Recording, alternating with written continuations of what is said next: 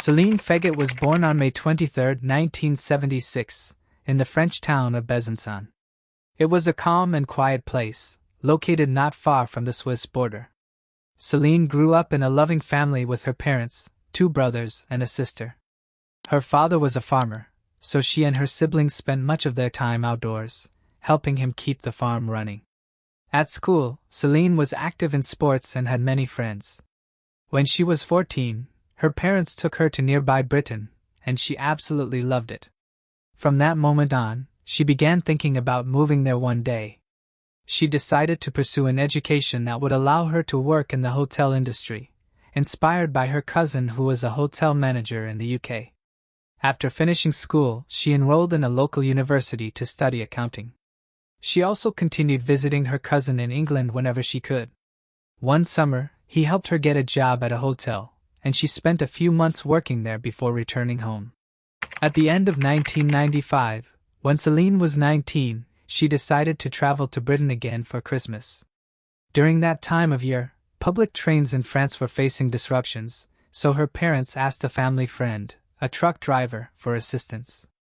He was delivering cargo to England and agreed to give her a ride to a town called Folkestone.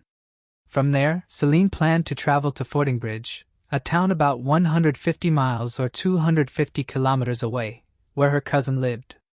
On December 18th, she left home, planning to reach her cousin's hotel by that evening. Her parents were expecting a call from her to let them know she had arrived safely, but as the evening went on, there was still no word from Céline.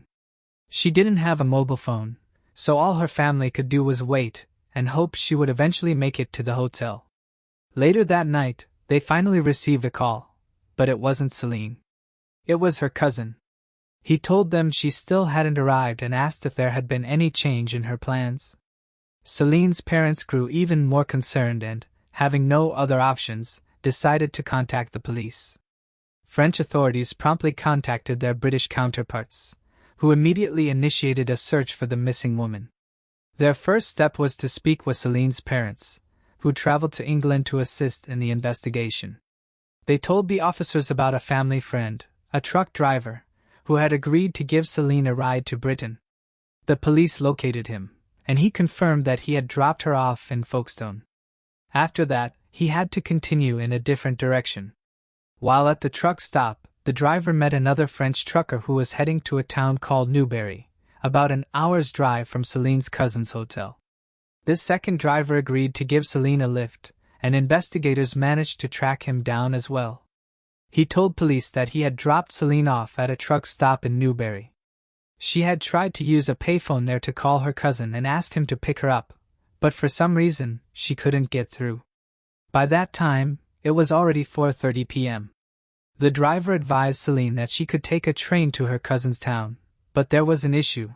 The nearest station was several dozen miles away, and he couldn't take her there since he had to deliver his cargo in another direction.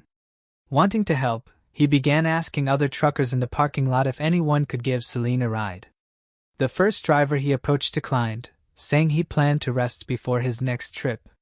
However, the second trucker agreed. He said he was heading to Salisbury, which was only about a 30-minute drive from Céline's cousin's town. He even mentioned that she could probably catch an 8 p.m. bus from there. With no other options, Céline went with the third driver.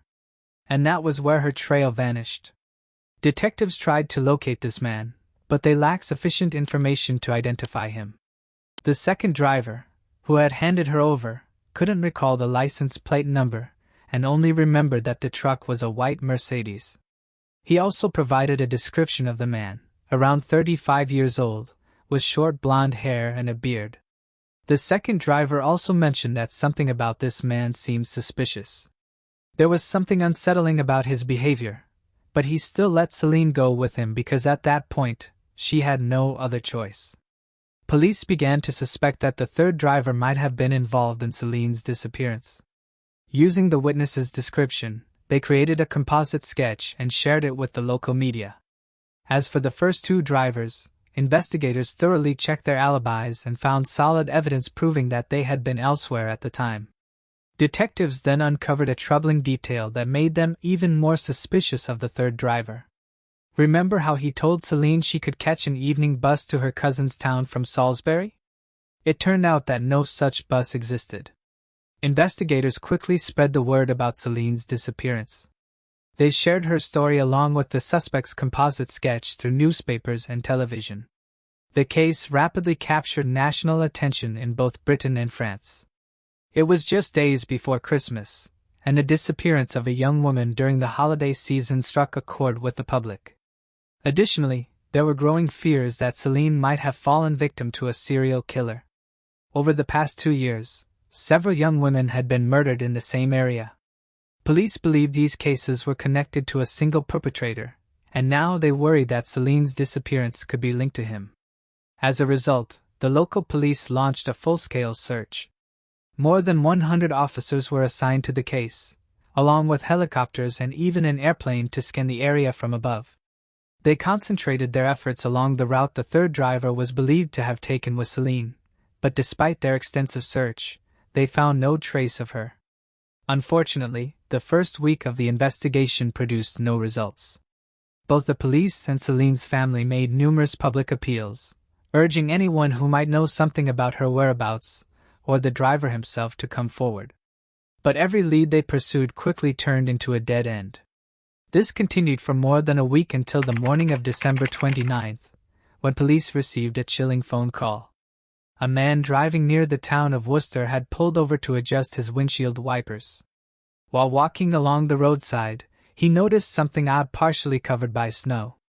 Curious, he moved closer, and to his horror, realized it was a human body. Shaken, he immediately drove home and called the police. Officers arrived at the scene and discovered the body of a young woman, though at first they couldn't identify her. Initially, they believed it might be the remains of a local woman who had gone missing after leaving a nightclub, but that theory was soon ruled out. It wasn't until the following day, December 30th, that police confirmed the body was Celine's. Her cousin was brought in to identify her, sparing her parents the heartbreaking task of doing so themselves. Police quickly noticed one critical detail. The highway where Celine's body was found was almost in the opposite direction of where she had been heading. This only reinforced their belief that the truck driver who had given her a ride was responsible for her murder. All of Celine's clothing and personal belongings were missing, and officers found no trace of them near the site where her body was discovered. The autopsy revealed multiple bruises and abrasions consistent with severe blows, as well as evidence of strangulation. Medical examiners also found signs of sexual assault on Celine's body, but there was no biological material that could lead them to the perpetrator. One chilling finding stood out. The examiners determined that Celine's body had likely been left by the roadside only about 24 hours before it was found. With 11 days having passed since her disappearance, detectives speculated that the killer might have kept her alive for most of that time, or transported her body with him. The second driver who had assisted Celine mentioned that the suspect's truck was equipped with an industrial freezer, suggesting the killer could have preserved her body at low temperatures for days. Despite all this, police still had no solid leads regarding the driver's identity. However, a conversation with Celine's parents revealed an intriguing detail. She had been carrying 2 bottles of champagne as Christmas gifts. These, along with her other belongings, were never recovered. It seemed likely that the killer had taken them, providing investigators with a potential new lead. The champagne was a specific French brand not sold in Britain, making those 2 bottles completely unique in the country. Police decided to use this as an investigative tool and sent information about the bottles to the media, along with photos of identical champagne. They hoped the perpetrator might have shown them to someone or even shared them with acquaintances. Unfortunately, this lead also went nowhere. With no other clues to pursue, investigators decided to take an unprecedented step. Despite the absence of the perpetrator's DNA on the victim's body, in early January of the following year, they initiated the first mass DNA collection in Britain's history. Police focused their efforts on drivers of Mercedes trucks and similar models. This process lasted more than a month, and detectives managed to test over 5,000 drivers. Most voluntarily provided their samples, but some refused. Investigators placed those individuals on a separate list for further scrutiny, suspecting that one of them might be the killer. Meanwhile, Celine's case continued to attract widespread attention in both British and French media. The police received thousands of tips and leads, but none brought them any closer to identifying the murderer. This continued until mid-February, when one particular tip finally drew the investigators' attention.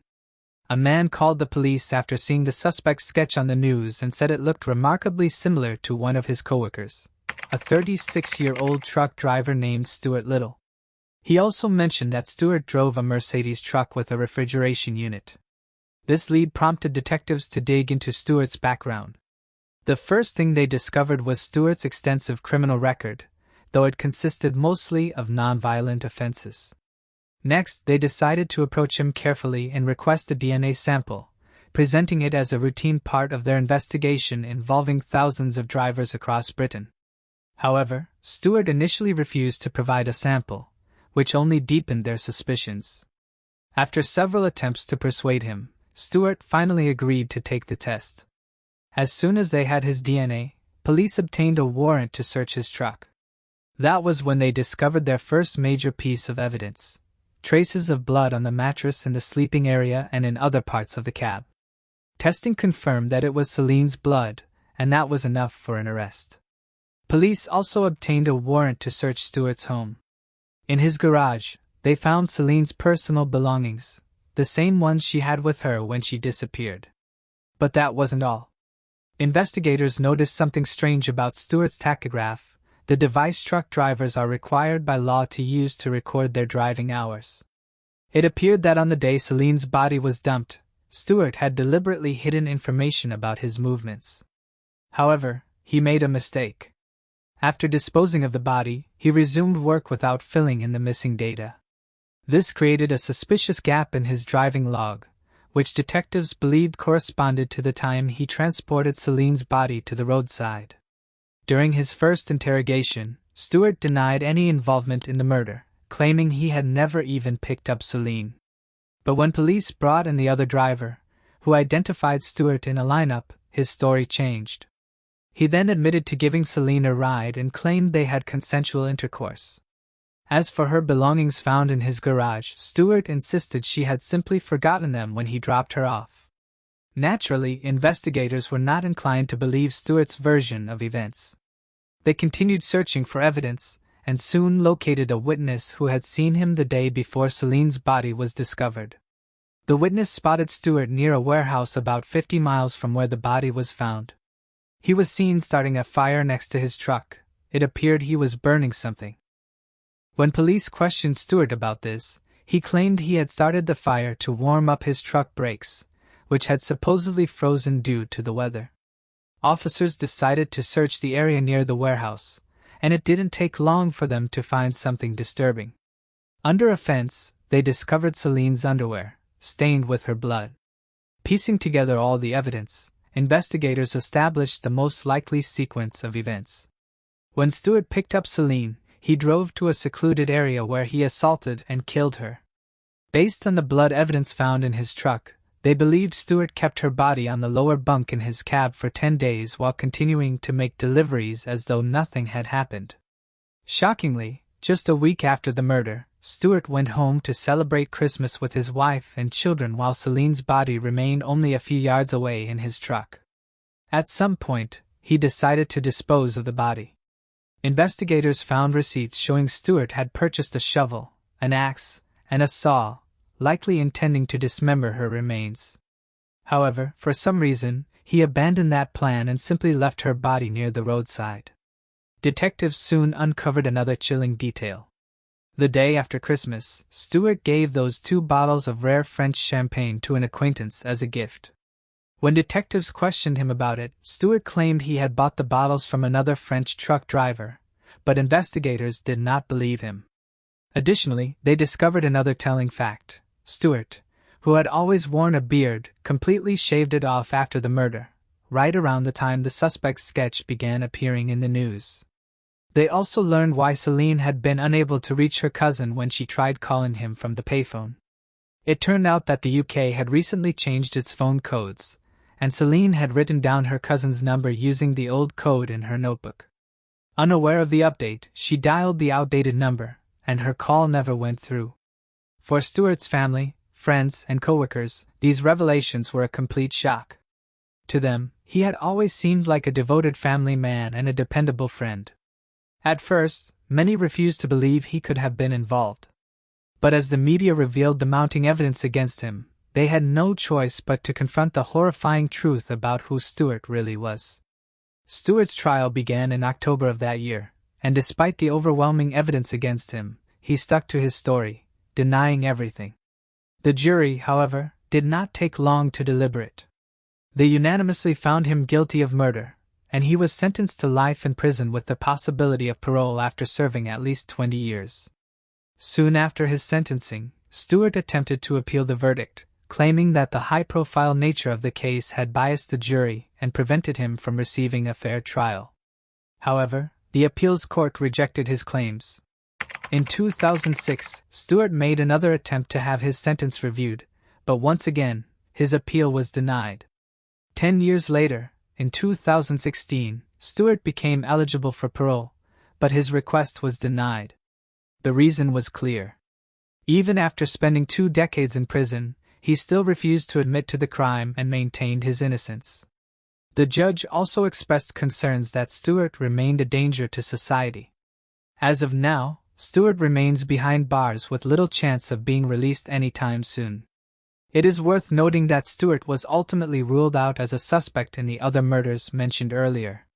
Those crimes turned out to have been committed by another truck driver who was arrested in late 1997. While prosecutors linked that man to only 2 murders, they still believe he might be responsible for several other unsolved cases. As for Stewart, investigators also suspected that Celine might not have been his only victim. However, after all these years, no evidence has been found to connect him to any other crimes. If you found this case intriguing, make sure to like and subscribe. We upload new crime case videos every night. Stay tuned and brace yourself for what's coming next.